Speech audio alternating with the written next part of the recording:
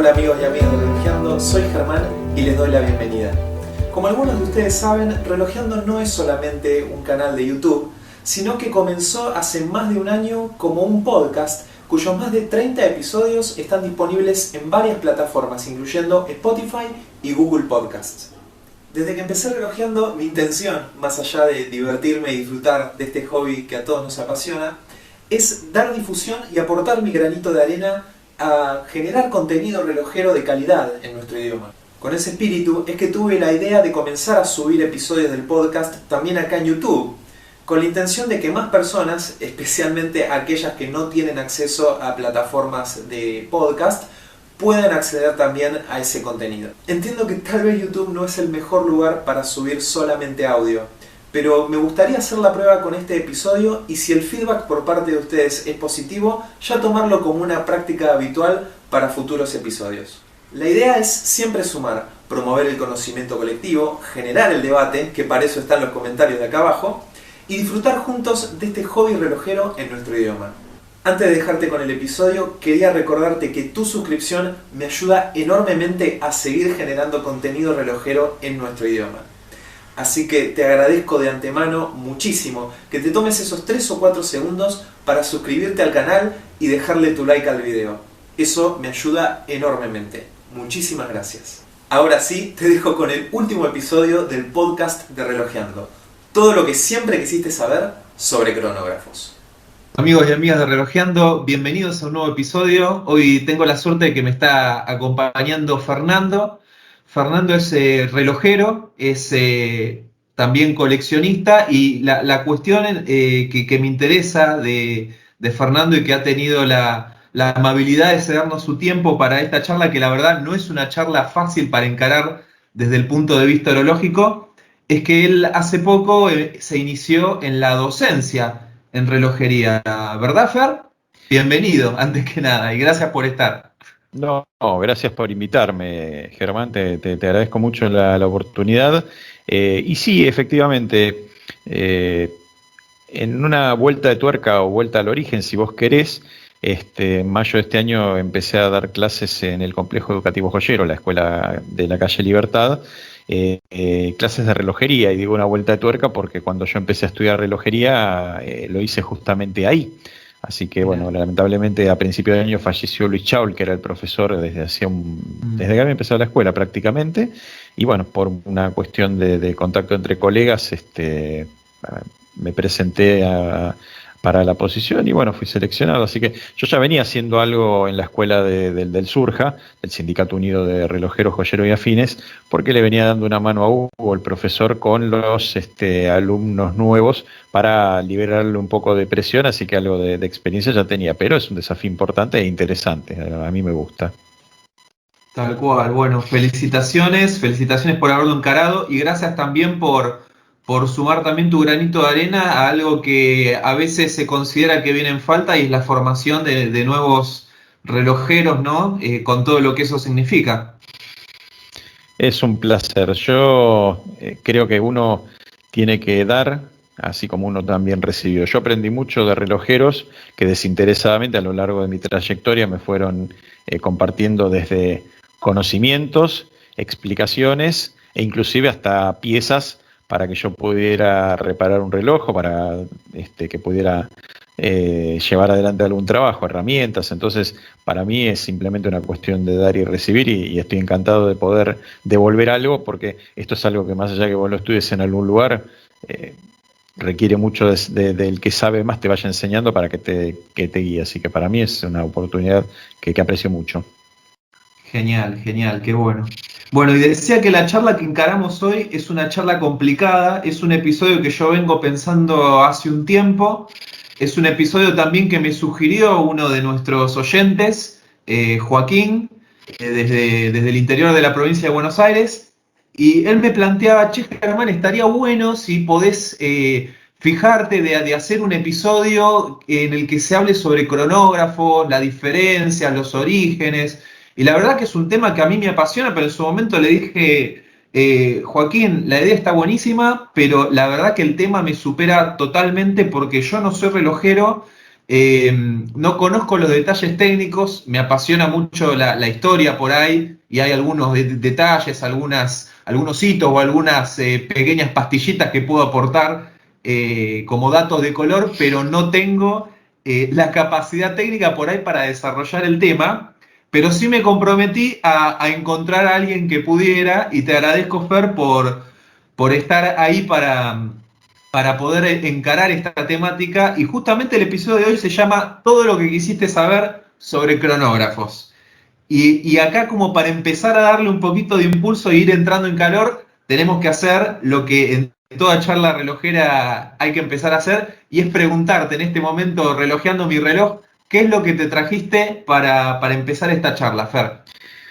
Y bueno, en una charla de cronógrafos me puse un cronógrafo, así que esta semana estoy usando un cronógrafo marca Electron, calibre Chronomatic 11, que después vamos a contar un poco de qué se trata el calibre. Es un cronógrafo automático de los años 70, que lo consigue en De muy los buen estado, primeros. casi, sí, de los primeros automáticos, pero bajo marca Electron, porque después vamos a verlo, muchos fabricantes compraban máquinas de terceros para armar sus cronógrafos, así que es un lindo ejemplar, está en muy buen estado y lo compré en una posición bastante ventajosa, así que estoy contento con él. Así que me puse eso como para amenizar la charla. Fantástico, más que apropiado. Bueno, yo también, haciendo honor a la temática de hoy, agarré el único cronógrafo mecánico de mi colección, pero que a mí me encanta, me fascina y lo uso muy seguido, que es el Seagull 1963. Acá lo tengo en una correa NATO, lo cual lo hace todavía más cómodo de usar. Es la versión que viene con zafiro, es el tamaño clásico de 38 milímetros, pero con cristal de zafiro, y me parece que es un hermoso cronógrafo para empezar a saborear, ¿no?, lo que son los cronógrafos mecánicos y tener la oportunidad de ver un poco la maquinaria desde atrás, ir mirándolo de atrás y apretar los pulsadores para ver cómo funciona el movimiento y ir asombrándose un poquito con eso. Me parece que para los coleccionistas que se inician y por ahí para los no tan iniciados, es un cronógrafo con un movimiento muy interesante que tiene su historia también y que está en un precio más que accesible. Sí, lo he visto por ahí en algún grupo de WhatsApp digamos, de vendedores de relojes en el que participo a precios muy competitivos y son máquinas de muy buena calidad.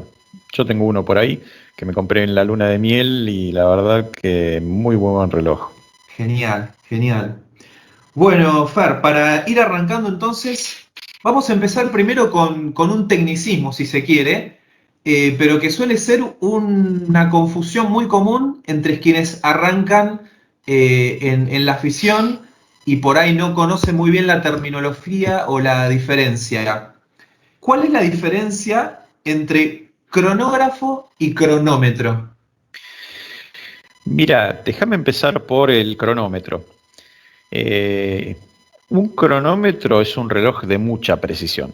Estamos hablando con Ujú. mucha precisión que cuando vos tomás, digamos, cuánto se atrasa o se adelanta por día, la discrepancia sea realmente muy pequeña. Ujú. Es más, siempre fue importante el tema precisión porque en la historia de la relojería se han pasado centurias desarrollando distintas formas de mecanismos justamente para que los relojes sean cada vez más precisos.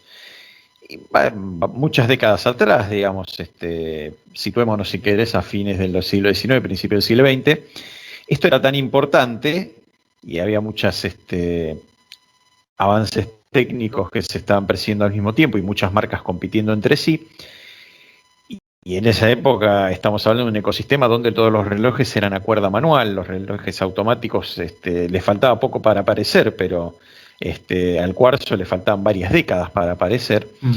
Era tan importante que se hacían concursos de cronometría, es decir, concursos de exactitud. Los fabricantes mandaban los relojes a ciertos lugares, por ejemplo, uno de los lugares tradicionales era el Observatorio de Neuchâtel en Suiza.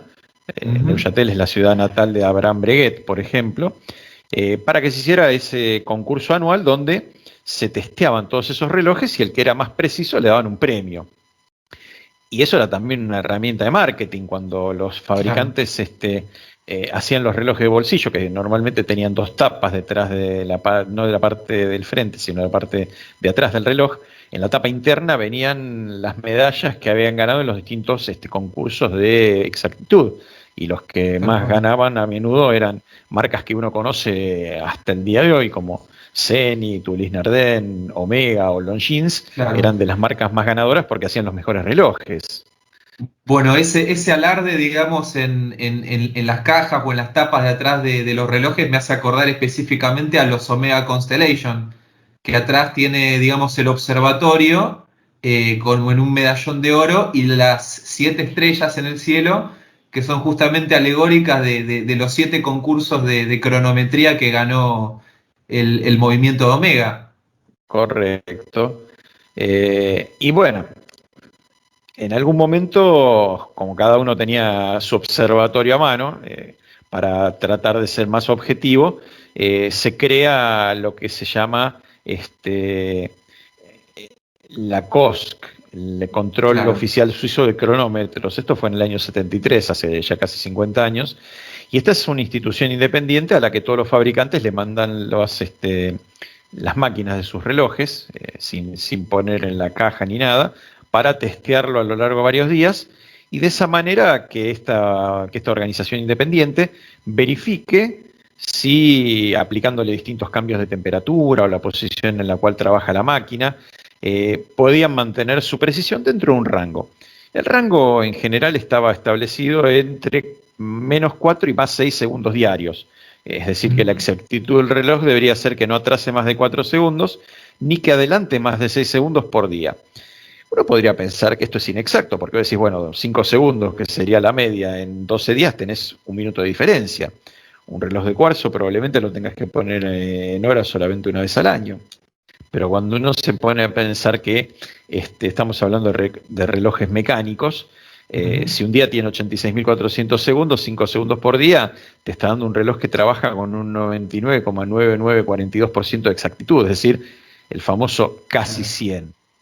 De hecho, relojes como el Omega Constellation que vos mencionás y otros así importantes, que habitualmente los fabricantes los mandan o los enviaban según la época y el modelo, a hacerse este testeo en el COSC, que ya no es como los certámenes anuales de los observatorios, sino que es un proceso permanente en el cual vos mandás en cualquier momento del año, te los testean y te devuelven las máquinas con con un manualcito con cómo le fue en las mediciones de las distintas situaciones. El COSC te emite el certificado correspondiente y el fabricante te lo pone adentro de la caja en la cual te entrega el reloj, y usualmente, para denotar que ese reloj es de esa exactitud, y eso también es algo que le incrementa el valor, el precio, le ponen la palabra cronometre, según utilicen la expresión en inglés o en francés, o mismo le ponen la sigla COSC, que es justamente la del lugar donde lo mandaban a testear. Claro. Ahora, hasta ahora hablamos mucho de los cronómetros, que es un cronógrafo entonces. Bueno, un cronógrafo es un reloj que tiene la capacidad de medir gráficamente tiempo, el tiempo que transcurre durante un intervalo determinado. Es una palabra rara porque etimológicamente significa que escribe el tiempo, cronos tiempo, claro. Grafo escribir. Quien acuñó la palabra es un relojero llamado Nicolás Rieussec. Esto lo hizo hacia 1821, y el reloj cronógrafo que él creó usaba discos de papel y una aguja entintada, con lo cual efectivamente escribía el tiempo. Exacto. No fue el que primero inventó el cronógrafo, más allá que haya acuñado la palabra, sino que inventó el concepto, digamos. La palabra inventó, el concepto lo inventó, habitualmente se le acredita a otro relojero, Louis Monnier, hacia 1815-1816, un lustro antes. Ya había habido algunos antecedentes, un belga Hubert Sarton y el inglés John Arnold, que es uno de los grandes nombres de la relojería histórica, en la segunda mitad del siglo XVIII, pero no habían sido relojes funcionales como el de Moynet, si vos querés. Y esa confusión que vos mencionaste en la pregunta de cronógrafo, cronómetro, ¿qué es cada cosa? Es gracioso porque habitualmente lo que se suele hacer es llamar cronómetro al cronógrafo, y está la confusión, que normalmente uno cuando habla de medir un tiempo no dice cronografiar una carrera, que sería lo correcto, sino cronometrar una carrera. A ver, es inexacto porque estás usando la palabra equivocada, más allá que el buen relojero no debería corregir al cliente cuando pasa esto, pero no es del todo inadecuado porque los cronógrafos de por sí, para poder medir confiablemente esos intervalos de tiempo, tienen que ser muy exactos, con lo cual habitualmente la mayoría de los cronógrafos, hayan o no hecho la prueba, digamos, de exactitud, suelen tener, digamos, un nivel de marcha tipo cronómetro. Con lo cual es cronómetro y cronógrafo a la vez, si uno quiere, pero podría no ser cronómetro y ser cronógrafo también. ¿Y cómo mide el reloj cronógrafo? Y esto pensando por ahí en la audiencia, que capaz que está viendo un cronógrafo, capaz que no. El cronógrafo, para hacer un reloj cronógrafo, normalmente te va a medir la hora habitual, hora, minutos, y la mayoría de los cronógrafos también te mide los segundos. Pero también tiene disposiciones para poder medir intervalos, a pedido del usuario, si se quiere. Y para eso, ¿cómo lo hace? Bueno, tiene una o varias agujas, ubicadas habitualmente en subdiales dentro del cuadrante, donde se miden esos tiempos. Están graduados los subdiales, y donde caiga la aguja cuando vos haces el corte del tiempo, quiere decir que ese es el tiempo transcurrido, y te lo va acumulando o no, según lo que pase. Y la mayoría de los cronógrafos suelen tener una aguja central larga, muy larga, llamada trotadora. Y trotadora porque justamente va dando la vuelta alrededor del cuadrante, habitualmente una vez por minuto, que justamente lo que hace es medir el transcurso de cada minuto que va pasando en forma detallada, cuando se está cronografiando. Pero cuando pasa más de un minuto, ¿cómo sabes cuánto tiempo llevas? Bueno, ahí aparecen los subdiales para poder empezar a acumular. Primero tenés subdiales que te acumulan los minutos, algunos te acumulan 30, otros 45, otros 60. Hay otros que te acumulan también horas. Y también hay algunos que tienen subdiales para otras funciones. Hay algunos cronógrafos muy sencillos que solamente te pueden medir un minuto sin acumular. En tanto que hay algunos más complejos, y esto sin entrar en las otras complicaciones de cronografía y relojería, que te pueden acumular minutos y horas. Claro. Y ahí también aparecen las configuraciones de esferas que se conocen como bicompacts, tricompacts. Sí, sí. Y eso tiene que ver con de qué manera diferenciar un cronógrafo de otro cuando uno habla. Claro. La verdad que la mayoría de los relojes tienen la configuración de los subdiales en el cuadrante en dos orientaciones. Una es la orientación horizontal y la otra es la orientación vertical. La mayoría son horizontales, con lo cual algunos verticales conocidos son el Venus 170, el Pierce 134 y el más conocido de todos seguramente el Valjux 7750. Varios de Seiko se me ocurren también, hablando digamos ya de automáticos. Sí, Seiko y Citizen también son los cronógrafos automáticos de Seiko y de Citizen del fines de los 60 en el caso de Seiko y principios de los 70 en el caso de Citizen, tenían los subdiales en configuración vertical. ¿Y estos subdiales qué te muestran? Bueno, uno suele ser para el segundero habitual. Él y los otros subdiales son para acumular los intervalos medidos. Pero los fabricantes, te decía, prefieren la configuración horizontal porque es más fácil de ver. Pensá que el cuadrante de un cronógrafo está bastante poblado, entre agujas, subdiales, la indicación de día y fecha si es que la tienen, otras complicaciones. Si tienen alguna escala también. Sí tienen alguna escala también, pero en general tenés algunos que tienen la escala por afuera, en el bisel, y otros que tienen la escala por adentro. Esos son bastante más abigarrados. Claro. A los que tienen dos subdiales habitualmente son los que vos mencionaste, que se llaman bicompacts, y a los que tienen tres se los suele llamar tricompacts. Yo he visto algunos que tienen más de 3 subdiales. Hay un modelo del Eberhard Chrono 4 que tiene 4 subdiales, muy simpático y más chiquititos. Es un módulo bastante raro, pero bueno, ellos lo fabrican hace como 25 o 30 años. Y justamente por esto de que los cuadrantes están bastante abigarrados, para poder facilitar que el usuario pueda ver la hora correctamente, originalmente los subdiales solían estar pintados de un color ligeramente distinto del resto del cuadrante. La mayoría solía ser o bien todo en, digamos, en blanco o un gris, digamos, claro, con distintos colores en los distintos subdiales.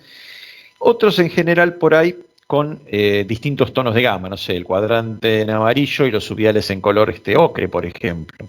Claro. Pero después, más adelante en el tiempo, empezaron a aparecer ejemplares con cuadrantes en alto contraste, que tienen el cuadrante en blanco y los subdiales en negro, o viceversa, como el Rolex Daytona o el Seiko Panda, llegando inclusive al caso del Omega Speedmaster, que es totalmente negro con todas las inscripciones en blanco.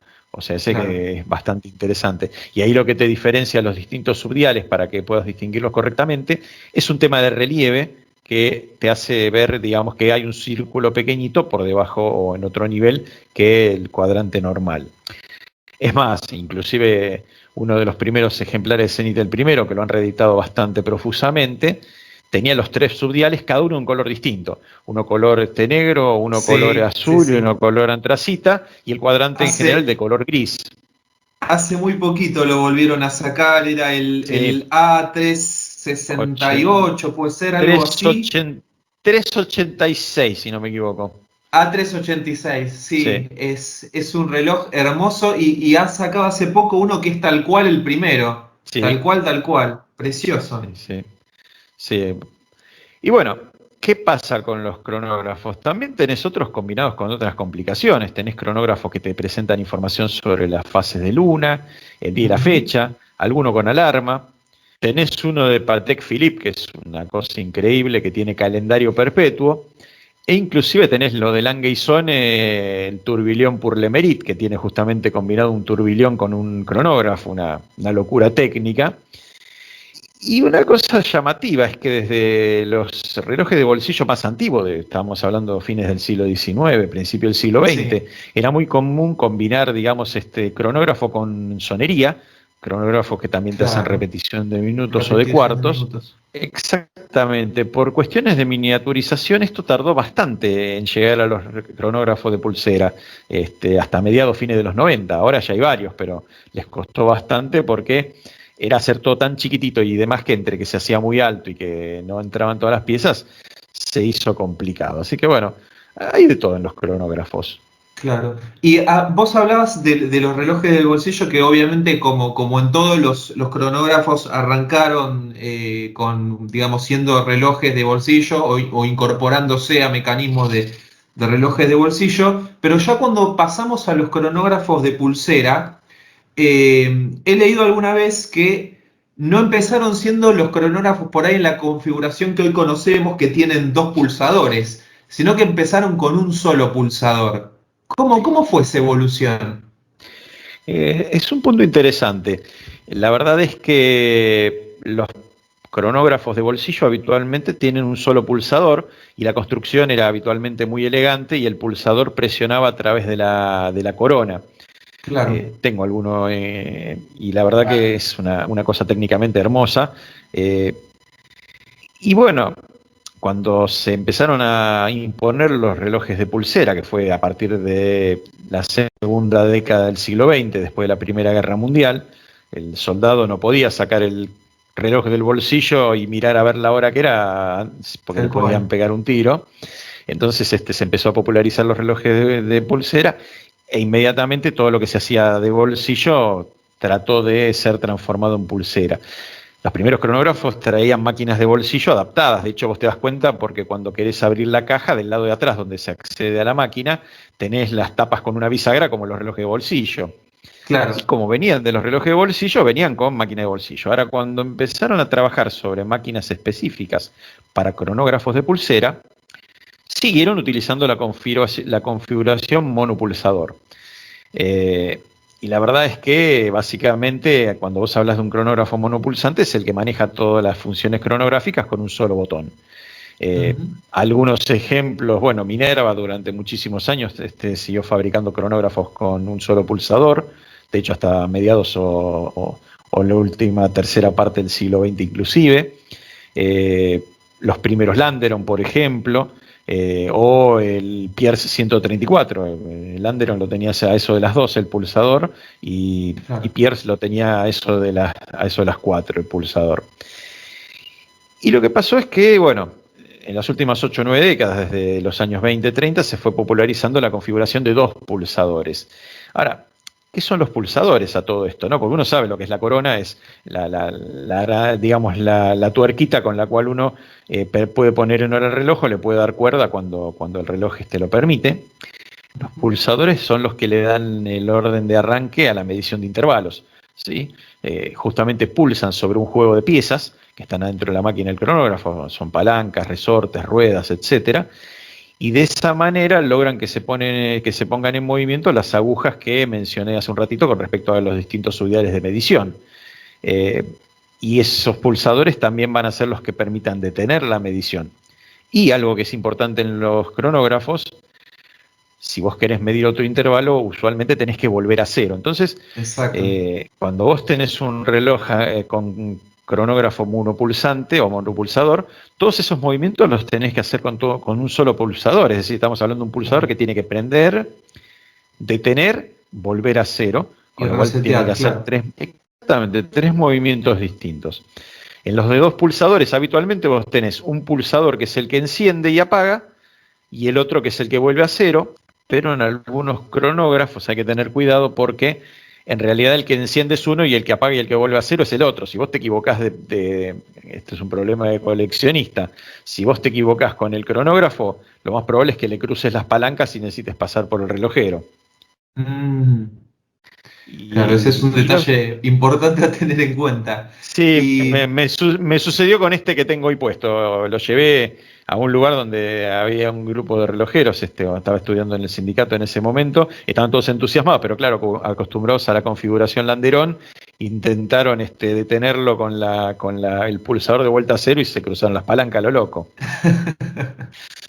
Y un tema gracioso con los pulsadores es que los pulsadores habitualmente están hacia la derecha. ¿Por qué? Porque la mayoría de la gente utiliza el reloj en la mano izquierda y luego se estaría operando con la mano derecha.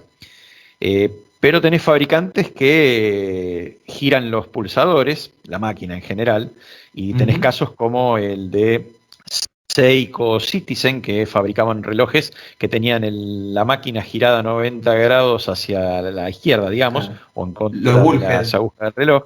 Los Bullhead, exactamente, que los pulsadores hacían las veces de los cuernos del toro y los subdiales eran los ojos del toro.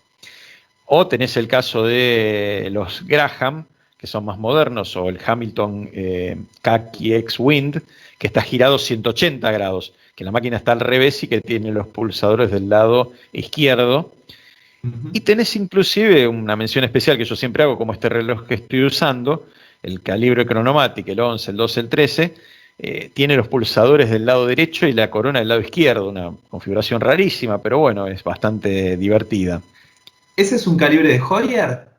¿El Chronomatic? En realidad Heuer era uno de los tantos grupos empresarios que colaboraron en la construcción, porque fue un consorcio entre 4 importantes empresas.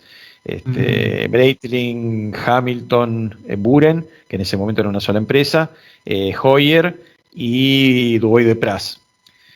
Y yo dije hace un ratito que los cronógrafos te dan la hora y miden intervalos. Ahora, a alguien se le ocurrió fabricar relojes que solamente te midieran los intervalos sin darte la hora. Eso es lo que se llaman las ampolletas, que se usan habitualmente en temas deportivos, que andan circulando por ahí de marcas buenas. Heuer fabricó durante años, Minerva hay un montón, pero bueno, ya en algún momento alguien dijo, che, ¿para qué vamos a tener un reloj cronógrafo si en realidad lo único que vamos a hacer es medir un tiempo? Bueno, y así fue que desarrollaron las ampolletas. Está bien. Y hablando, digamos, de la introducción de los 2 pulsadores a los cronógrafos, he leído por ahí que eso se lo atribuyen a Breitling en 1934, la incorporación de los pulsadores, digamos, de pasar del monopulsante a los 2 pulsadores, uno que arranque y detenga y uno a las 4 que resetee a cero. La verdad que no lo tengo claro, pero podría ser porque Breitling, más allá de que no ha sido fabricante de sus propias máquinas de cronógrafos hasta recientemente, siempre se distinguió por darle una gran importancia a los cronógrafos en sus colecciones y sí tuvo varias contribuciones a los temas de cronografía, con lo cual no me sorprendería. Y empezando a hablar un poquito, digamos, dentro de lo que son los cronógrafos mecánicos, antes de ya pasar, porque hay todo un capítulo aparte cuando nos metemos en cronógrafos automáticos y que hay ahí una cuestión histórica bastante interesante para conversar. Pero dentro de los calibres cronográficos mecánicos, ¿cuáles podríamos considerar por ahí como más emblemáticos, Fer? Mira, a ver, yo te puedo contar de varios. Lo que sí me gustaría puntualizar es una cuestión que puede no estar al alcance de la persona que no es aficionada a la relojería, que es que hasta mediados del siglo XX no había tantas empresas que podían fabricar sus propios cronógrafos, es decir, que podían hacer sus propias máquinas de cronógrafos. Y las que te voy a nombrar excluyen varias de las más reputadas y no es casualidad porque estas últimas no lo fabricaban por su cuenta, sino que compraban el ebauche o la máquina, digamos, rasa, y ellos se encargaban de hacer distintas cosas con la máquina hasta meterla dentro de sus propias máquinas. Pero marcas importantes que fabricaban sus propios cronógrafos, bueno, Longines, Movado, Zenith, Pierce, Universal, Minerva, Angelus, Breguet. Estamos hablando de compañías, muchas de ellas todavía viven, algunas lamentablemente como Universal o no, y Pierce lo que hay es una versión media light de alguien que compró la marca y fabrica relojes de cuarzo con marca Pierce, o sea que no vale gran cosa hoy. Y también había empresas que justamente, como es un know-how bastante especializado, fabricaban máquinas para terceros. Algunos siguen existiendo las máquinas o los modelos al día de hoy. Valjux, Venus, Landeron, Excelsior Park, por ejemplo. Es más, estaba el caso de Alemania, que vendía máquinas para terceros, los cronógrafos Omega y Tissot traían máquina Alemania adentro, y también te vendían el propio cronógrafo Alemania, ellos por su cuenta. Claro. Y hasta fines de los años 60 los fabricantes de cronógrafos eran estos, estamos hablando de cronógrafos de cuerda. Y el caso que vos mencionaste, Breitling o también Heuer, inclusive una alemana Hanhart, habían desarrollado algún modelo puntual o habían colaborado o contribuido con alguna, como el tema del piñón oscilante en el caso de Heuer, habían contribuido con algún tipo de adelanto tecnológico para los cronógrafos.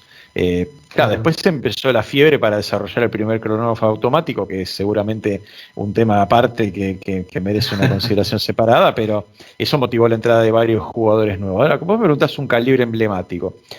Yo he leído, y por lo que he podido ver en cuanto a funcionamiento, en cuanto a la parte estética, en cuanto a lo que comentan algunos relojeros que han tenido la oportunidad de trabajar con esas máquinas, el más bello calibre de la historia, el Longines 13ZN, un cronógrafo, digamos, Longines de cuerda, de los años 30 o 40, que aparece muy poco y a unos precios exorbitantes, y realmente vos lo mirás y es algo, dentro de relojes son todos muy bonitos, eso es la máquina, es preciosa, pero aparte el funcionamiento, los avances técnicos y demás es muy muy buena.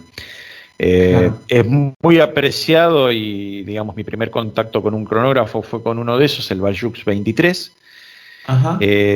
Y también hay una marca que en general quizás no sea tan reputada, pero que tiene millones de ejemplares dando vuelta, y no estoy exagerando, estamos hablando como 3,5 millones de relojes con máquina Landeron dando vuelta, que tenían la capacidad de ser al mismo tiempo robustos, económicos y muy precisos. Y en una de las primeras investigaciones que hice sobre relojes, estaban los relojes Pierce, que también tienen calibre de cronógrafo propio, que en general he charlado con algún colega y los odia, porque dice que son originales y complicados, como todo reloj Pierce, y justamente original, complicado, difícil de reparar. Claro. Probablemente el más reputado de los calibres mecánicos sea el que los habitués llaman el Omega 321, que en realidad es un Lemania CH27C12, porque Exacto. Es el del Omega Speedmaster, del reloj que llegó a la Luna en el año 69, con lo cual más famoso que ese. Creo que nadie le puede poner al reloj la leyenda primer reloj que pisó la luna, como Tal es el cual. caso. Pero bueno, sí, qué sé yo, el Zenit 146 también es importante, el Venus 183, el Modern Resulta por ahí curioso 99, lo qué que sé yo. vos, perdóname, Fer, te decía que Sí, resulta sí. curioso lo que vos comentás porque todo el mundo por ahí hace, digamos, mucha referencia al Moonwatch y a las pruebas que en su momento fue sometido ese reloj y si bien obviamente la caja y la forma en que el calibre está puesto en la caja y las características del diseño de la caja tienen mucho que ver para eso, también el tipo de cristal, cómo está tapada y todo. Hay también un gran, digamos, un gran mérito para atribuirle al cronógrafo cómo está construido, y en este caso no se trataba de un cronógrafo de Omega, que incluso cuando Omega hace poquito lanzó una edición especial en la cual lo que hacía era replicar el movimiento 321. Sí, Mucha gente decía, pero qué locura que Omega esté reeditando un movimiento viejo que ya tenían, que era de ellos. O sea, ¿cuál es el mérito en replicar un movimiento viejo de ellos? Y es que en realidad el mérito es que precisamente ellos no tenían los planos, ni la idea, ni el know-how para la construcción de ese movimiento. Tuvieron que abrir un Speedmaster de la época sí. para El replicar todo de, ese movimiento y construirlo de cero, porque el era un del Lemania. astronauta Ed Cernan. Exacto, Sí, exacto. Hicieron sí, una tomografía computada a ese reloj inclusive para no dañarlo en el desarme. exactamente, exactamente. No, a ver, Alemania fue una de las víctimas en la crisis del cuarzo, digamos. Mm. Ahora existe una fábrica, Nouvelle Alemania, que es parte del Emporio Swatch, al igual que Omega. Ujú. Pero bueno, hay que ver si sobrevivieron los planos y muchas veces por ahí, aunque hayan sobrevivido los planos, todo el tema de maquinarias, equipos, herramienta de corte y demás, si no los tenés, tenés que hacer lo que se llama ingeniería inversa. Tenés que partir de las Claro. piezas para poder determinar de qué manera fabricarlo, con lo cual definitivamente es distinto el caso de Zenit, que después seguramente lo vamos a Sí, sí, vamos charlar. a hacer un capítulo Eh, aparte para hablar de eso, porque es una historia de película. es una historia de película, que es el caso inverso, digamos. Exacto, exacto. Y pasando ahora sí, Fer, a la llegada de los cronos automáticos, hubo ahí una carrera muy interesante. ¿Cómo se fue dando eso? Mira, la verdad es que a mediados de los años 20 ya Harwood había patentado, digamos, el sistema automático, un sistema automático funcional, con lo Ujú. cual, a partir de ahí, así como se intentó, digamos, desarrollar cronógrafos de pulsera para los relojes de pulsera, también se intentó desarrollar cronógrafos automáticos, pero era un tema difícil porque requería mucho know-how y nadie había encontrado la vuelta como para poder armar un cronógrafo automático que pudiera mantener la precisión y demás. Entonces, la ventaja del automático es el tema del isocronismo. Un reloj automático, a diferencia de uno de cuerda manual, que vos le das cuerda y la cuerda se va desenrollando y te va alterando, digamos, las prestaciones de precisión durante el día. Uno no lo nota porque dándole cuerda una vez al día te mantiene el horario en promedio bien todo el día y con los materiales modernos en general esto no es un problema. Pero un reloj automático te mantiene la cuerda a tope todo el tiempo, con lo cual le transfiere la mayor potencia posible y te mantiene la mejor exactitud. Entonces, definitivamente, la idea era hacer un reloj de cronógrafo automático, pero la verdad es que hasta los años 60 nadie lo había logrado. Y hay una situación curiosa, que es quién llegó primero, y es Ujú. una cuestión graciosa, pero bueno, esto empieza en el año 60, cuando Zenit adquiere Martel, que era otra compañía relojera rival, eh, y como parte de lo que adquiere Martel viene la capacidad de fabricar cronógrafos que Zenit no la tenía. Eh, y en 1962, 2 años después, anuncia públicamente que iba a desarrollar un cronógrafo automático. Para 1965 era la idea. Claro. Eh, Había algunos otros desarrollando un cronógrafo automático en paralelo, pero en bastante secretismo. Uno era Seiko, una firma relojera japonesa, ya en esa época con más de 50 años de antigüedad. Y el otro era el consorcio Chronomatic, ¿sí? Que era un consorcio de varios pesos pesados de la industria. Estaba ahí Breitling, Dubois de Prat, Heuer Leónidas y Buren Hamilton. Ahora, En 1969 pasa que, no sé si es que lo sabían o no lo sabían, que los demás estaban tratando de llegar al cronógrafo automático, pero en enero del 69 Zenith llama a una conferencia de prensa para presentar su calibre 3019, al que bautizan el primero, así en español, ¿eh? Ujú. El nombre en inglés es el primero entre comillas. De hecho, cuando lo presentan tenían solamente 2 o 3 ejemplares funcionales. Claro.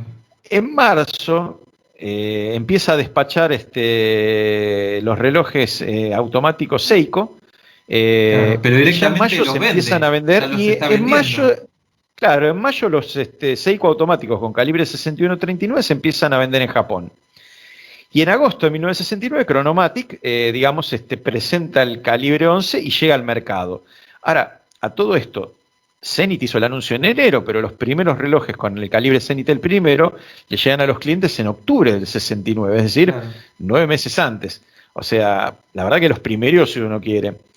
¿Qué diferencia hay entre los tres calibres? Bueno, lo primero es el rotor. El rotor es la masa oscilante que, por su oscilación dentro de dentro de la caja, le da cuerda al reloj.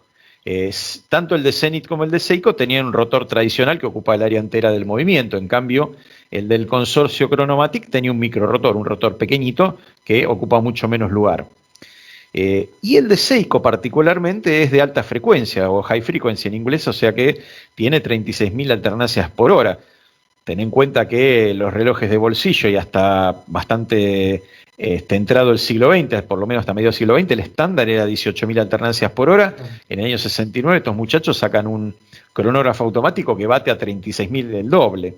Impresionante. A ver, la cuestión es, queda siempre la duda acerca de quién llegó primero. Si uno se fija desde el punto de vista quién vendió el primer reloj automático cronógrafo, claramente la respuesta es Seiko.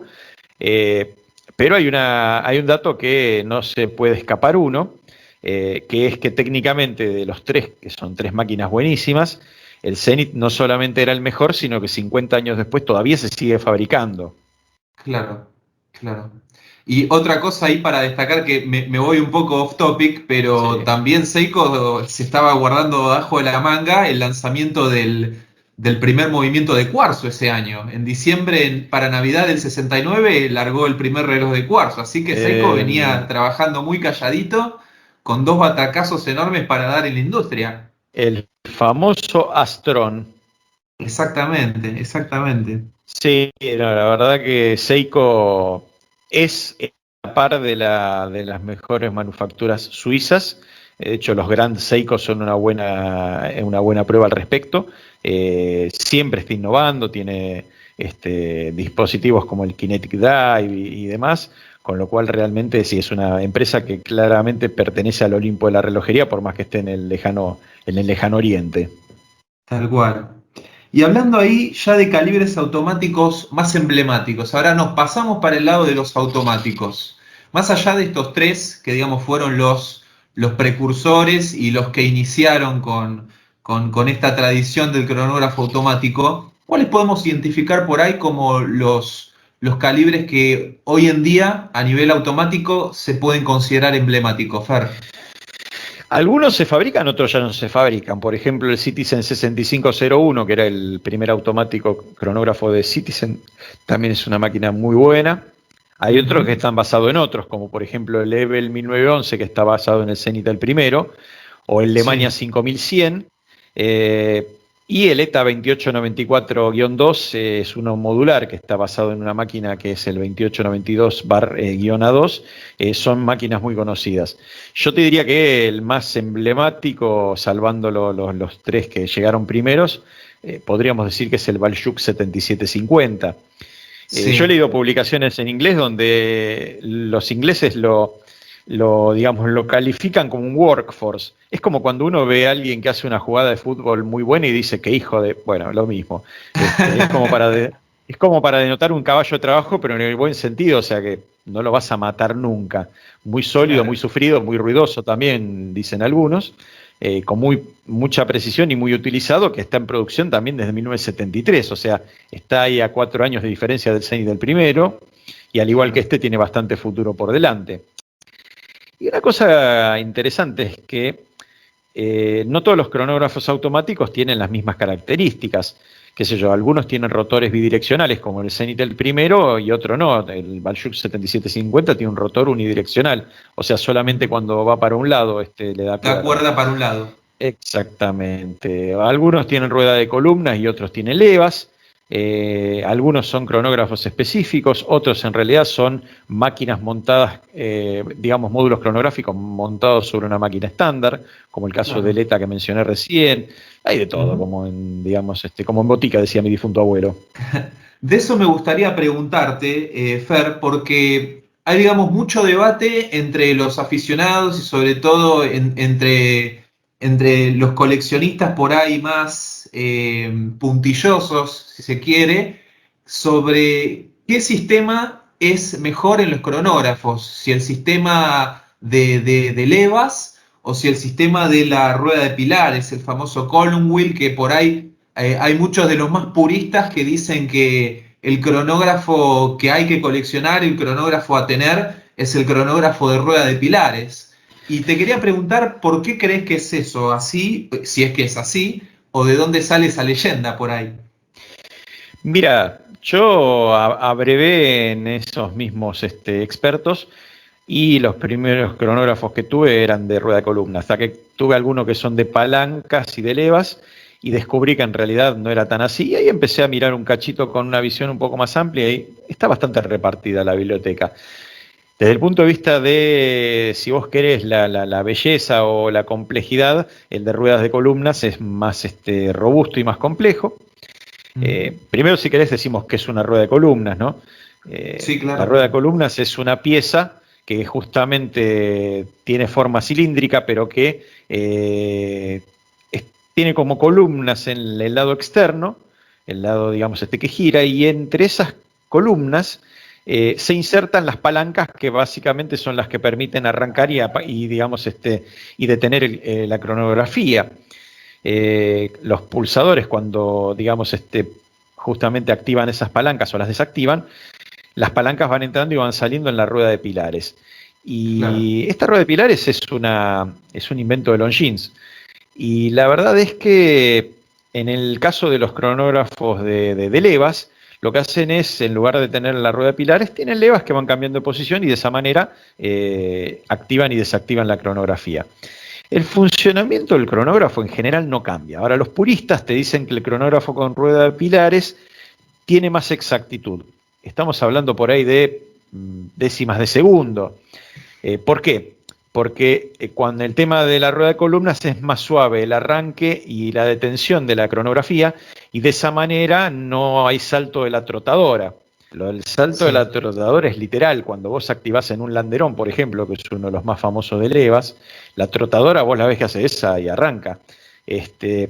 Y la verdad es que vos tenés que clavarle una trotadora cuando le haces el service a un cronógrafo, porque si no se va corriendo y en vez de volver a cero, te vuelve a no sé, a -5 o -5 y ya después deja de ser exacto. Pero más allá de eso, al saltar la aguja trotadora, cabe la posibilidad que adelante un poquito o atrase un poquito la medición de tiempos. La verdad que los mejores cronógrafos, cualquiera de los que sean, y de hecho muchos de los más emblemáticos, como la mayoría de los Landeron, que hay con rueda de columnas, pero son pocos, o el Balchuk 7733 o el 7750, no tienen rueda de columna y tienen prestaciones equivalentes a los que sí las tienen. La verdad es que, como las diferencias, más allá de los expertos y la cuestión estética y el gusto personal, son tan imperceptibles e infinitesimales que se siguen usando ambos mecanismos hasta el día de hoy. De hecho, el Balchuk 7750 es con levas, no es con rueda de columnas. ¿Y a nivel sensaciones hay alguna diferencia entre accionar un cronógrafo de rueda de pilares y uno de levas?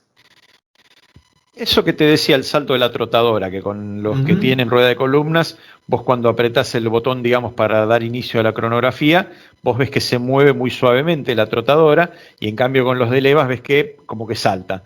Pero en realidad están tan bien hechos y tan bien diseñados que probablemente lo que puede llegar a saltar lo recupere durante el resto del tiempo que vos tomaste y solamente pueda generarte alguna diferencia si está mal calibrado o si tiene alguna pieza desgastada. Y si no, las diferencias, estamos hablando de décimas de segundo, que dudo que sean algo apreciable o perceptible por la persona normal, digamos. Por ahí se me ocurre que un cronógrafo de rueda de pilares tal vez es más útil para graficar visualmente cómo funciona un cronógrafo, ¿no? Creo que la rueda de pilares permite ver mejor cómo es el trabajo del mecanismo cuando uno pulsa, valga la redundancia, los pulsadores. Sí, sí, probablemente sí. Ahora, si vos tenés un cronógrafo automático, el primer problema para poder ver cómo funciona el cronógrafo es el rotor. El rotor Exacto, del Zenith, del primero, que es bastante esbelto, tiene un poquito más de visibilidad, pero la máquina, como fue un cronógrafo desarrollado total y específicamente como cronógrafo para ponerle día, fecha, hora, minuto, segundo y demás, te tapa la mitad de la máquina de por sí. claro, claro, Ni claro. hablemos con el Baljuk 7750, que tiene un rotor bien pesado, que cubre casi 2/3 de la máquina. Entonces, la verdad que eso lo vas a ver probablemente con un cronógrafo manual. Y suponiendo que tengas Ujú, la caja abierta o que tenga cristal de zafiro detrás, como el Sigul que claro, vos mencionabas cuando empezamos la charla.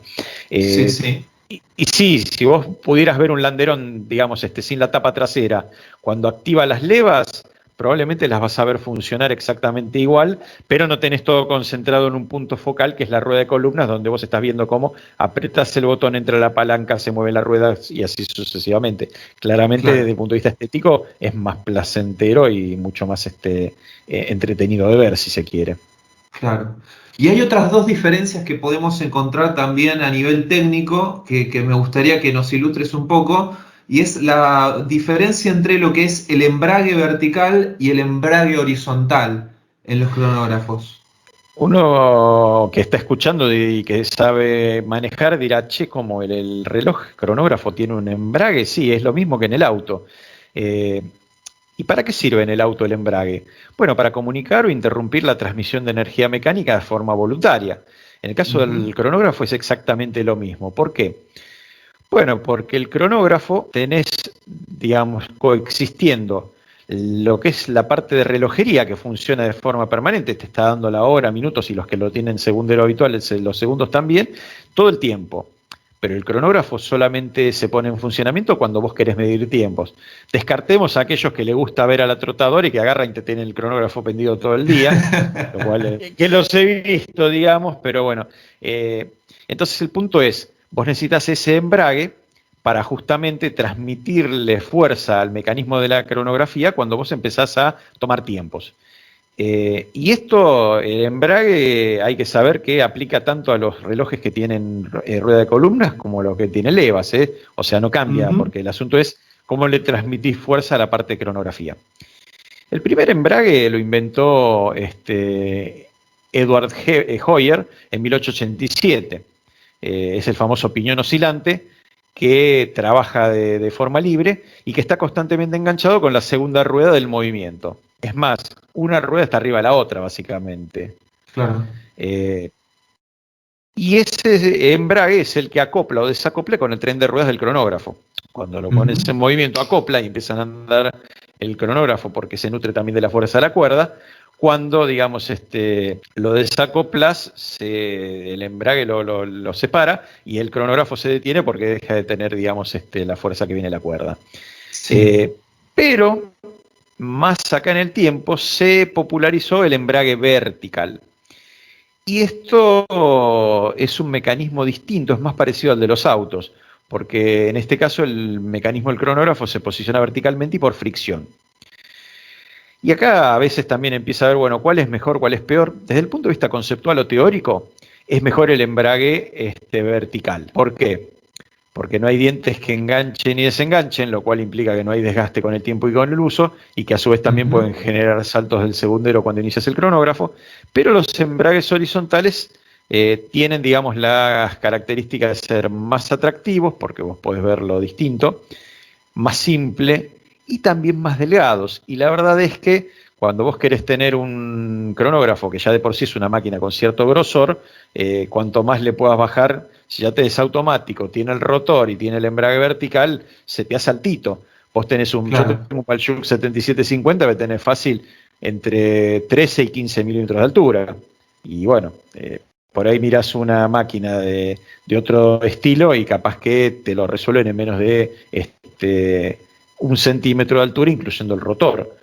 Ni hablemos de los mecánicos más esbeltos, que por ahí te lo pueden resolver, como los Landeron, en menos de 8 o 9 milímetros, con lo cual vos lo mirás para ser mucho más finito. Claro, claro. Y como para poner ejemplos, ¿qué cronógrafos se te ocurre que usan embrague vertical, como para poner ejemplo en un reloj en particular, y embrague horizontal? La mayoría tienen embrague horizontal, qué sé yo. La Por mayoría de ejemplo, los que mencioné el tienen. Seagull que estoy usando yo tiene un embrague horizontal. Probablemente sí, porque me parece que el Seagull está basado en un modelo Venus antiguo, en la época que el En el embrague Venus vertical no se había 175, sí. inventado. Creo que está basado en el 183, que tenía los subdiales en forma horizontal. Pero sí, se llama el Venus chino, con lo cual son máquinas de cronógrafo que las patentes ya están vencidas y que las fabrican allá. Otros ejemplos clásicos son el Unita 6497 o uno que utiliza mucho, que es un Cortebert 633, si no me equivoco, que es otra máquina muy habitual que usan allá en China, de patentes vencidas. La verdad que en este momento no me viene ninguno a la mente, pero te lo tendría que googlear, honestamente. No, no hay Entiendo problema, que, no hay problema. entiendo que los más modernos posiblemente utilicen el embrague vertical. Perfecto, perfecto. Sí, no, se me ocurría por ahí que los últimos movimientos de los Rolex Daytona, por ejemplo, usaban embrague vertical, pero no lo tenía tan claro y lo quería cotejar con vos. Pero bueno, seguimos avanzando y me Dale. gustaría hacer hincapié un poquito en lo que nos comentabas de los mecanismos modulares de cronógrafos, porque eso también es una alternativa que no es tan común escuchar, sí, probablemente para quien está en el tema, pero uno siempre tiende a pensar que el cronógrafo existe como un movimiento integrado y que es concebido como un movimiento integrado y es un calibre que específicamente se realizó y nació para ese objetivo. Pero según me estás comentando vos, existe también calibres a los cuales se les puede insertar un módulo de cronógrafo sin que ellos hayan sido pensados a priori para cumplir con esa función. ¿Cómo funciona eso? Es exactamente como decís vos, Germán. Cuando uno habla de un cronógrafo de movimiento integrado, fue diseñado desde los planos para hacer un cronógrafo. Y cuando vos tenés lo que se llama un módulo cronográfico, que no es lo único que hay módulos para un montón de cosas, lo que estamos haciendo es, partiendo de un calibre base muy bueno, agregarle módulos para poder también agregarle cronografía. Y esto es algo que hay que diferenciar cuando uno habla de un cronógrafo habitual, que el reloj cronógrafo, que fue diseñado para ser cronógrafo, tiene una parte de reloj, si no te podría dar la hora habitual. De hecho, vos cuando armás el cronógrafo, habitualmente armás primero toda la parte de reloj, te fijas que esté andando bien y después le pones todas las palancas, todas las ruedas y demás, porque si no te llega a andar el reloj cuando montaste el cronógrafo, tenés que sacar todas las palancas y demás, y es un trabajo importante. Entonces lo haces. Hace unos años, de hecho, me acuerdo haber visto que vendían en Mercado Libre un cronógrafo Venus que le faltaba todas las palancas y todas las ruedas y que estaba andando como reloj. Y el flaco lo vendía y decía, no, como reloj anda. Fue una oportunidad que lamentablemente no aproveché porque estaba más barato que lo que vale solamente la caja y no se consigue en caja de cronógrafo el día de hoy, pero bueno, el momento de la distracción. Ahora, ¿qué es el módulo de cronografía? Normalmente el módulo de cronografía es digamos, una parte de la máquina que se apoya, se monta, digamos, se sujeta de alguna manera a la máquina base y que le permite adquirir también las funciones de cronógrafo.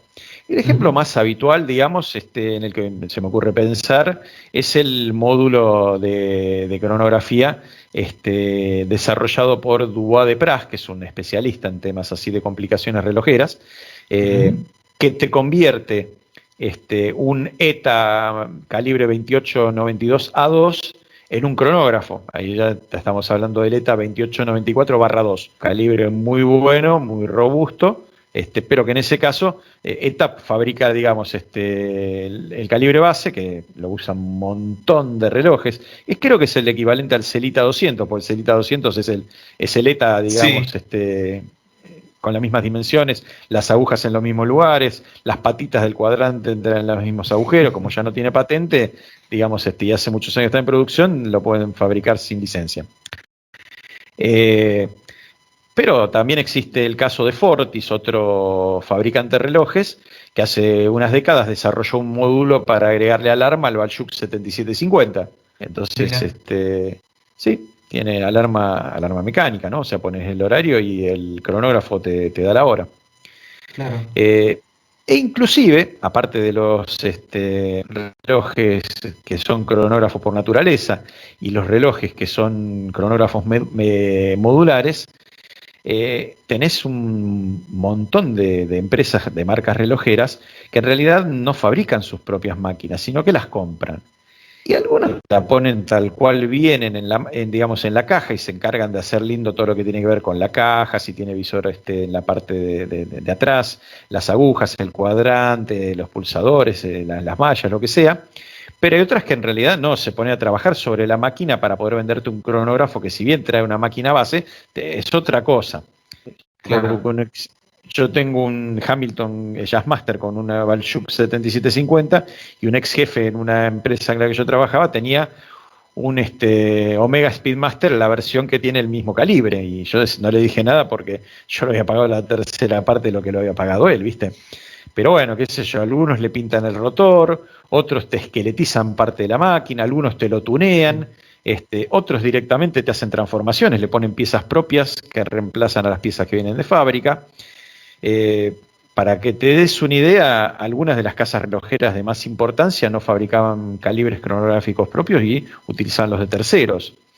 El ejemplo que yo digamos, tengo a mano es el de Patek Philippe, Vacheron Constantin y Breguet, que en los años 40 y 50 utilizaban como calibre base el mismo Alemania que utilizaba Omega en el calibre 321 para sus propios cronógrafos. Claro. Y técnicamente, ¿es mejor un mecanismo integrado que un mecanismo modular o es indistinto? Yo creo que si está bien desarrollado el módulo, probablemente funcione igual o mejor que el calibre original. El calibre modular, la ventaja que tiene es que te permite otro ancho de banda desde el punto de vista de fabricación. Porque si vos pensás en el caso que mencioné del calibre Omega 2892A2, que se fabrica por, no sé, no quiero mentir, pero probablemente por millones, de los cuales posiblemente algunos cientos de miles vayan para cronógrafo, o si podés fabricar en millones, podés sacar un costo unitario tan conveniente que te permite, digamos, generar el capital como para hacer las investigaciones y como para mejorar toda la parte de cronografía, con lo cual, si te lo va a hacer un experto como Dubois de Pras, no te olvides que fue una de las 4 empresas que participaron en el desarrollo del Chronomatic, el primer calibre automático cronográfico. Tienen 60, 70, 80 años de experiencia relojera, así que seguramente te lo va a hacer igual de bien que si fuera uno desarrollado de cero por un fabricante. Ahora, lo que no se puede reemplazar es el know-how, y para eso sí tenés que tener gente con experiencia en todos los rubros que tienen que ver desde el diseño hasta la parte de la usabilidad de quien va a usar el reloj, porque hay cronógrafos que por ahí son difíciles de poner en marcha o que tienen algún tipo de problemas técnicos. Entonces depende más de qué tan probado, testeado, diseñado y fabricado bien esté, que el que sea, digamos, modular o integrado. Claro. Hablemos, Fer, de complicaciones cronográficas, porque si bien hablamos del cronógrafo por ahí en la concepción más clásica que lo conocemos, hay también complicaciones que son propias de los cronógrafos, que no tienen otros relojes, y que, por ejemplo, son los famosos cronógrafos flyback, los ratrapantes, también conocidos como los split second, y también las mediciones que, dependiendo también las capacidades y las alternancias por hora que tenga la máquina de cada cronógrafo, pueden lograr distintas precisiones. ¿Podemos hablar un poquito de eso? Por ejemplo, los flyback. Dale.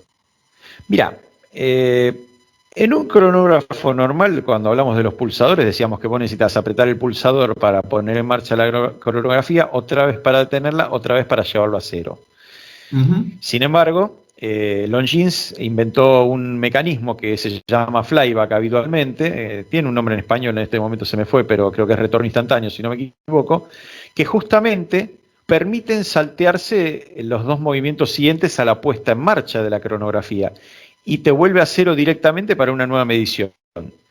Esto es muy útil cuando querés corregir de inmediato el inicio de una cuenta si hubo un error. Claro. También, digamos, lo que nos pasa cuando nosotros utilizamos un cronógrafo es que habitualmente hay una aguja trotadora, que es la que mide los intervalos. Pero existen algunos cronógrafos, los que se llaman rattrapante en francés y split seconds o segundos divididos en inglés, que justamente tienen dos agujas trotadoras, una arriba de otra, y miden más de un intervalo. ¿Por qué?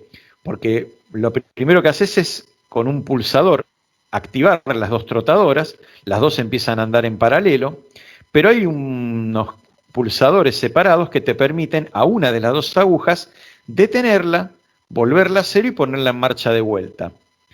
Después, claro, tenés un tercer pulsador habitualmente, que es el que te permite, digamos, llevar a cero las dos trotadoras al mismo tiempo. Pero eso te permite hacer mediciones con tiempos parciales y acumulados en paralelo. Claro.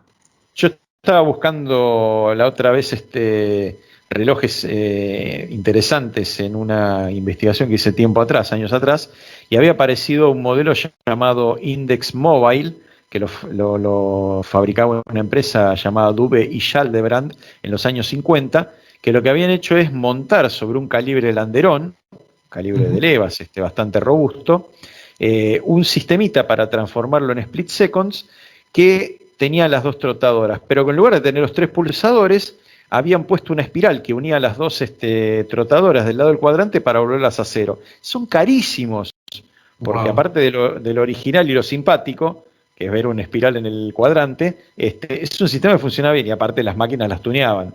La otra vez vi una foto de la máquina propiamente dicha, es un calibre Landeron todo trabajado, esqueletizado, muy, muy lindo. Y lo último que vos mencionaste era el tema de la medición del tiempo. Sí. Y vos normalmente ves, claro, la trotadora te da una vuelta al cuadrante una vez por minuto. ¿Y cada cuántas veces salta? Porque normalmente entre segundo y segundo suele haber 2, 3, 4, 5, 6 saltos. Son casi imperceptibles y uno lo ve como un barrido, pero sí hay unos pequeños saltitos que son básicamente los dientes de la rueda, de las ruedas que mueven la aguja. Bueno, para que te des una idea, por construcción el Zenit el primero te puede medir décimas de segundo. ¿Y esto por qué? Bueno, porque vibra a 36.000 alternancias por hora, quiere decir que hace 10 alternancias por segundo, o sea que te puede medir una décima de segundo por construcción.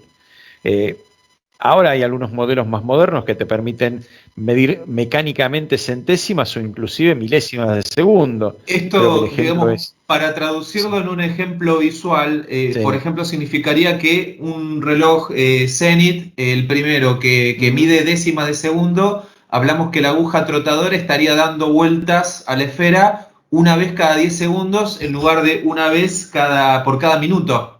Algo así.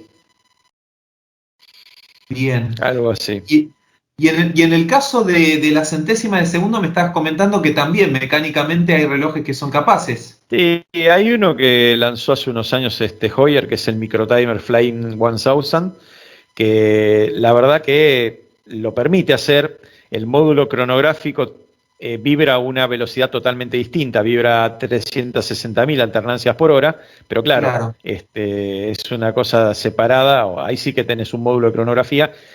Y yo lo que leí por ahí con algún experto que lo evaluaba decía, está todo simpático, pero la verdad, una persona creo que puede llegar a percibir tiempos de no más de una sexta parte de un segundo, con lo cual una milésima de segundo no te aporta nada más allá de la cosa técnica, pero bueno, en relojería hay mucho desarrollo por la cosa técnica y mostrar, yo tengo mejor equipo de desarrollo que vos y soy capaz de hacer esto, con lo cual capaz que ese fue el objetivo de desarrollo de semejante reloj. Un alarde técnico más que una cuestión práctica. Ni más ni menos. Impresionante. Bueno, se me viene a la cabeza también un reloj que a mí me encanta, que es el Zenit el primero DeFi, que precisamente es un reloj que mide centésimas de segundo y cuando uno activa el pulsador del cronógrafo, la trotadora da vueltas a la esfera una vez por segundo. Sí. Es una locura, parece un helicóptero que va a salir volando. Y es muy loco porque, como vos bien decías, las alternancias por hora del reloj, del mecanismo de la hora propiamente dicho, son de 36.000, pero tiene aparte un mecanismo y un barrilete ahí con un muelle real aparte que es para el mecanismo del cronógrafo, que justamente le permite tener la reserva suficiente para los 360.000 alternancias por hora que necesita el sistema del cronógrafo. Es la verdad una tecnología impresionante cuando uno se pone a pensar mecánicamente, ¿no? Mecánicamente, exactamente.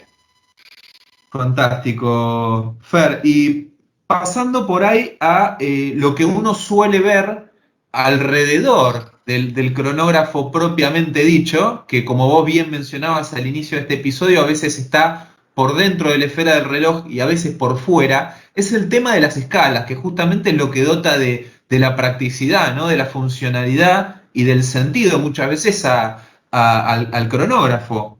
¿Qué escalas podemos encontrar? Creo que por ahí la más clásica o la más fácil y con las que muchos explican el ejemplo de cómo funciona un cronógrafo es con la escala taquimétrica, ¿verdad? Mira, el cronógrafo es uno de los primeros relojes herramientas, si querés, y Sí. normalmente lo que se le fue agregando a lo largo de los años fueron distintos tipos de escalas para poder combinar mediciones de intervalos de tiempo, que es lo que hace el cronógrafo, con otros usos. El taquímetro consiste ni más ni menos que en una escala que está graduada precisamente con el cronógrafo y que te permite calcular la velocidad de un objeto en movimiento. Vos necesitas saber la distancia que va a recorrer un objeto, no sé, en el cuarto de milla, vos sabés que los autos que van a recorrer un cuarto de milla. Sabiendo cuánto mide una milla, sabes cuánto es el cuarto de milla. Entonces vos pones el cronógrafo en funcionamiento cuando el objeto se pone en movimiento, que sabes que arranca en el momento cero o en el punto cero, y lo detenés en el momento que llegó a la otra punta, que vos sabés que es un kilómetro, un cuarto de milla, digamos la distancia que sea. O en el caso de las carreras de auto, vos sabés cuál es la longitud del circuito. Y entonces, donde aterrice la trotadora del cronógrafo, va a apuntar en un lugar de la escala a un valor determinado, que es la velocidad que lleva el objeto. Exacto. Lo cual, digamos, te permite medir de esa manera. También tenemos la inversa del taquímetro, que es el telémetro. ¿Por qué digo la inversa? Bueno, porque en el caso del taquímetro, si vos sabés la distancia, te permite medir la velocidad. Bueno, acá el asunto es vos sabiendo, digamos, en base a la velocidad del sonido, con una regla graduada, que es la escala telemétrica, lo que vas a hacer es medir la distancia. El ejemplo clásico del telémetro es, vos activás tu cronógrafo con el primer pulsador al ver un relámpago y lo desactivás cuando escuchas el trueno. Entonces, sabiendo que, digamos, la velocidad del sonido es de 340 metros sobre segundo, donde se te haya quedado la trotadora, te va a marcar en la escala telemétrica a qué distancia estamos nosotros del rayo que cayó. Tenés algunos graduados en kilómetros y otros para el mercado, no sé, anglosajón, graduados en millas, porque vos le decís un kilómetro a un americano y no te entiende de qué estás hablando. Tal cual. E inclusive está lo que se llama el pulsógrafo o el reloj de los doctores. De hecho, muchos se publican con ese nombre. Estos tienen una escala graduada con el pulso sanguíneo. Entonces el médico activa el cronógrafo y te toma el pulso durante 30 segundos. La trotadora le va a decir en qué momento llegó a los 30 segundos. Y usando la escala te permite calcularlo. Es gracioso porque se empezaron a usar para esto antes de que se le imprimiera la escala a los cronógrafos, y justamente como se le imprimía en la escala, los fabricantes empezaron a ponerle la escala para que lo compren los médicos. Claro. Iban, digamos, según el mercado al que se dirigían, iban eligiendo qué regla le ponían alrededor del cronógrafo, ¿no? Así aparecieron los taquímetros para el mercado, digamos, del deporte motor. Correcto. Y bueno, y como vos decías bien, los pulsógrafos para el mercado de la medicina. Y Fer, me gustaría por ahí hablar de, antes de pasar a por ahí las historias, ¿no?, más interesantes, sobre el mito este que vos me comentabas, hiciste mención hace un ratito, de quienes tienen permanentemente en funcionamiento la aguja trotadora. Ese Sí. famoso, no sé si no, vos sabrás desasnarme, si es un mito o una realidad, si conviene, si no conviene, si le hace mal, si le hace bien. ¿Cómo es eso y de dónde nace en caso de que sea un mito? A ver, mal no le hace porque el reloj está diseñado para poder funcionar permanentemente con la parte de cronografía funcionando. Lo que sí te va a consumir mucho más rápido es la energía. El Ujú, ejemplo más fácil es con un cronógrafo de cuarzo, te va a consumir la pila más rápido. Con ujú. un cronógrafo, digamos, a cuerda o a cuerda automática, vas a requerir de más frecuencia en cuanto a darle cuerda, o en el caso del automático, estarlo agitando más seguido como para mantener la cuerda. Porque básicamente, por eso el tema del embrague, que te permite conectar y desconectar la parte de cronografía de la energía del reloj. Entonces, mal no le va a hacer, te va a consumir la energía más rápido, te puedes quedar sin cuerda inadvertidamente. Ahora, más allá del efecto de ver digamos, la trotadora girando en el cuadrante, no hay ningún tipo de valor agregado en mantener la aguja todo el tiempo. Es más, la mayoría de los cronógrafos tienen un segundero habitual, con lo cual vos no necesitas tener la trotadora andando para ver el Ujú. segundero. Así que la verdad que no agrega nada, y simplemente te va a consumir la energía un poco más rápido, pero no le hace mal al reloj, por lo menos no a mi conocimiento. Ujú. Perfecto, perfecto, clarísimo. Y pasando ahora sí, me gustaría retomar donde nos quedamos con un poco de la historia de Zenith, que había ahí una cuestión medio cinematográfica en la historia de, digamos, de cómo ese calibre el primero fue rescatado, si se quiere, del pasado y de la crisis del cuarzo. ¿Cómo fue esa historia, Fer? Yo la primera vez que escuché hablar de eso no lo podía creer, pero bueno, a medida que van pasando los años uno va consiguiendo más detalles y de hecho te cuento más o menos la reconstrucción que yo hice a partir de lecturas y demás. Zenith desarrolló el calibre del primero, que fue, digamos, un calibre automático y lo tuvo en producción desde el año 69 hasta prácticamente mediados de los años 70. Hacia 1976 la empresa realmente estaba en una muy mala situación, había cambiado de manos varias veces, en un momento dado había formado un consorcio junto con Movado y Mondia, era MZM, de hecho el logo de Mondia, que es una M como arriba de un chevron, es básicamente la marca de fabricante de Movado, para que te des una idea del nivel de delirio en el que estaban metidos en ese momento. Después, por alguna razón esotérica, Zenith Radio Corporation de Estados Unidos, que fabricaba equipos de radio y televisión, compró a Zenith de Suiza, probablemente porque se llamaban igual, no me preguntes por qué. Era una situación bastante complicada y encima la situación en la época digamos, del cuarzo fue abrumadora para la mayoría de las empresas suizas. Entonces, en un momento dado, para el año 75 o 76, Zenith decide directamente dejar de fabricar máquinas que no sean de cuarzo. Claro. Y quien estaba a cargo, digamos, de la producción de los calibres Zenith el primero, un relojero llamado Charles Vermont, le manda una consulta a la gente, digamos, a los directores que habían tomado esa decisión, que a esta altura eran los de Zenith Radio Corporation, estaban en Estados Unidos, y por la burocracia interna, no estamos hablando como ahora que les mandas un mail y te contestan, Mm. nunca le contestaron. Entonces Vermont, que era de armas tomar, agarró y, aprovechando que era, digamos, jefe de planta, con lo cual tenía acceso a todos los lugares, se puso de acuerdo con el hermano que trabajaba en otra área y entre los dos empezaron a guardar todas las herramientas, todas las máquinas. Estamos hablando de herramientas de corte, prensas, planos de operaciones, planos de manufactura, de todo, y se lo fueron llevando y estuvieron meses haciendo esto, y tenían que salir de un edificio y entrar en otro, porque a Vermont se le ocurrió esconderlo en el edificio más difícil de encontrar, en el Altillo. había 52 escalones, o sea que tenían que subir herramientas pesadas entre los dos a lo largo de escaleras, qué sé yo. Claro. Y cuando terminaron de esconder todo esto, que si en algún momento los llegaban a encontrar, los echaban a los dos, agarraron, hicieron una pared, la pintaron y ahí quedó. Era tan burocrática y tan caótica la empresa que no solamente nunca le contestaron a él sobre el tema de si él decía que iba a haber un reverdecer de la industria mecánica y que no solamente la gente lo compraba porque era más exacto y que el cuarzo era un boom y que en algún momento iba a bajar la espuma y las empresas que tenían, digamos, sus raíces relojeras bien fundadas iban a sobrevivir. Es exactamente lo que hizo Rolex y lo que lo catapultó a ser la empresa relojera más conocida del mundo, que es mantenerse fiel a su tradición y fabricar los mejores relojes posibles. Pero bueno, la cuestión es que se vende la empresa nuevamente, y habían quedado máquinas en stock y ellos seguían vendiendo algunos relojes, pero no seguían fabricando.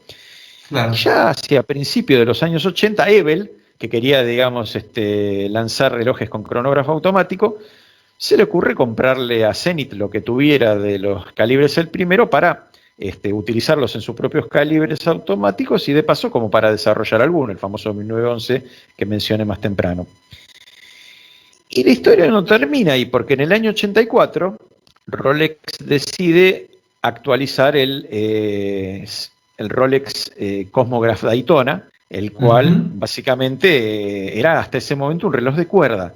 Entonces deciden dotarlo de un cronógrafo automático. Se fijan todos los cronógrafos, digamos, automáticos, y el mejor de ellos es el Zenith el primero. Entonces contactan a Zenith a decirle, muchachos, queremos comprarle durante los próximos N años tal cantidad de miles de Zenith el primero. Cotícennos. Ahí en Zenith es como si hubieran pateado un hormiguero, porque claro. ¿De qué nos disfrazamos, no? Era una empresa malherida y en una situación económica crítica, con lo cual era como un salvavidas y no lo querían desaprovechar, pero el problema es, ya no tenían los relojeros expertos en eso que habían desarrollado el cronógrafo automático. No te olvides que llevó 7 años desarrollarlo, no tenían las máquinas, no tenían los equipos, y llevaban casi 5 años solamente fabricando relojes de cuarzo. Uno calculó que iba a salir como $7 millones, digamos, todo el utilaje, y ni hablar de los 7 años en desarrollarlo, con lo cual estaban desesperados. Así que estaban en discusiones internas porque decían, pucha, pero me encuentro con que el ángel Salvador viene y no puedo aprovecharlo porque...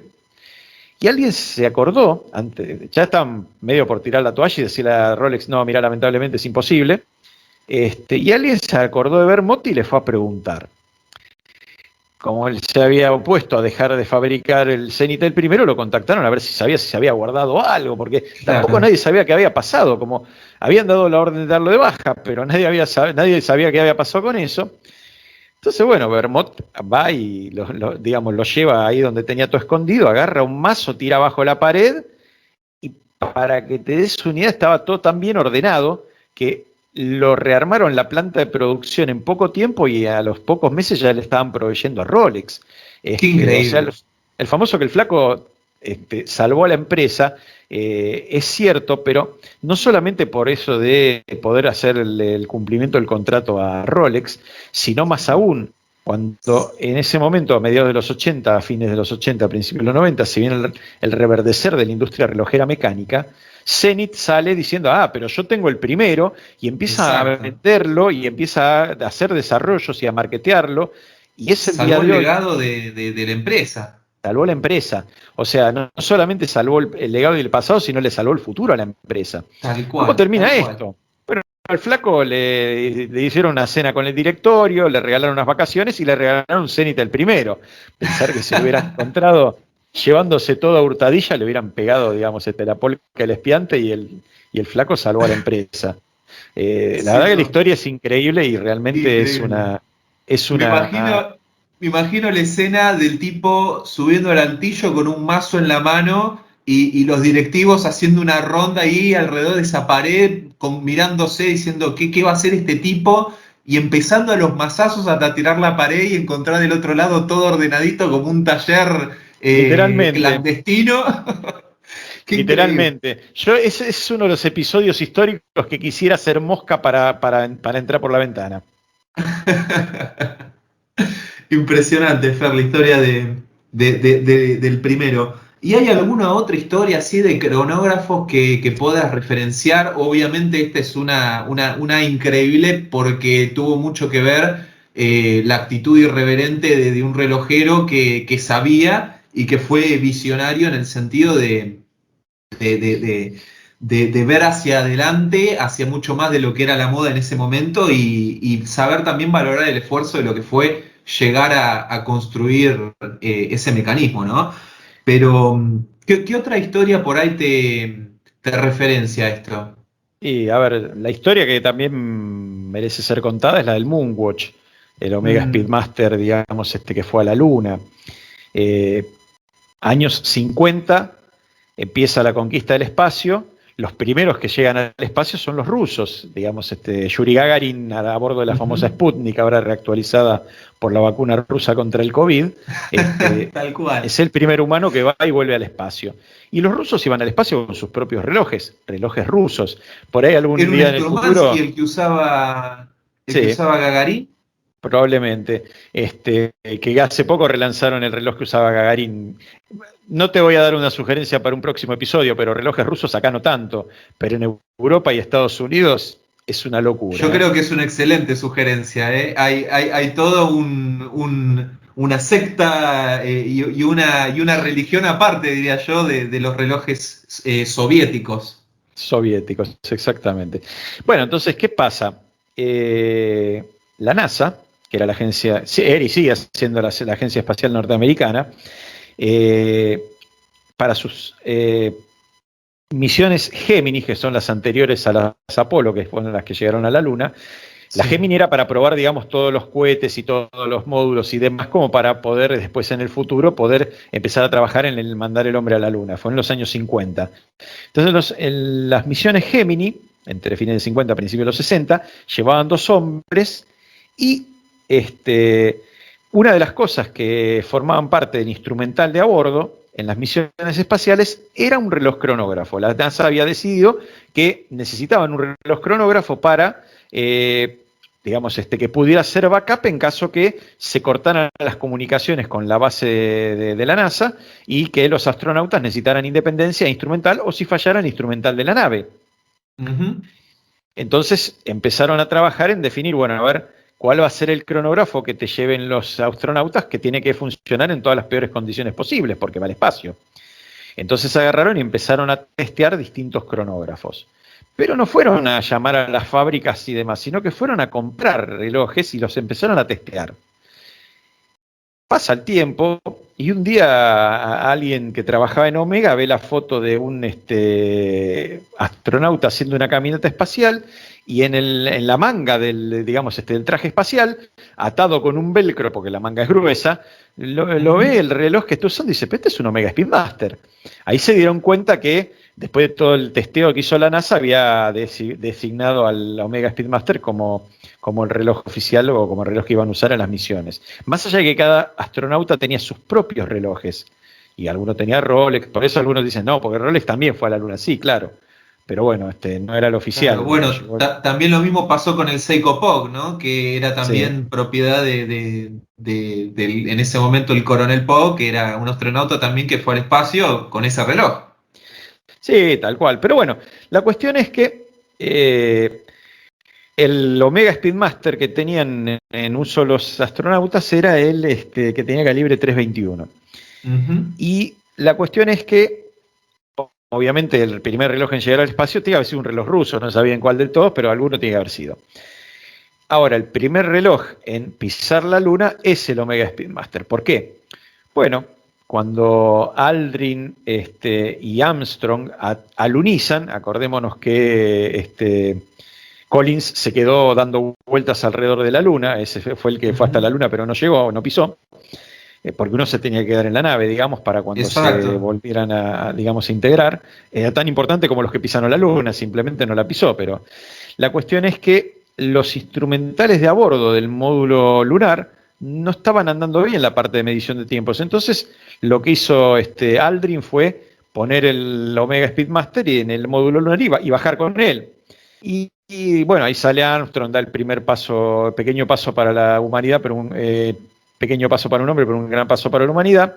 Y al rato sale Aldrin a la Luna y se pone el reloj en el uniforme, con lo cual está la filmación donde se lo ve que efectivamente era el Omega Speedmaster el que estaba en el brazo de Aldrin cuando Aldrin pisó la Luna en la primera misión lunar. Con lo cual, Omega va a tener siempre la posibilidad de decir el primer reloj que llegó a la Luna y que pisó la Luna, porque de hecho es así.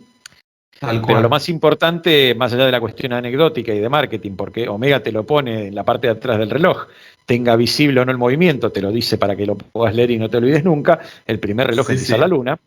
Más importante fue cuando el Omega Speedmaster tuvo que hacer aquello para la cual la NASA lo seleccionó. Y eso se puede ver en la película Apolo 13. En el Apolo 13, tal cual. Claro, la misión Apolo 13 sufre un desperfecto en uno de los tanques de combustible y se queda sin combustible para terminar la misión. Pero claro, había que volver a la Tierra.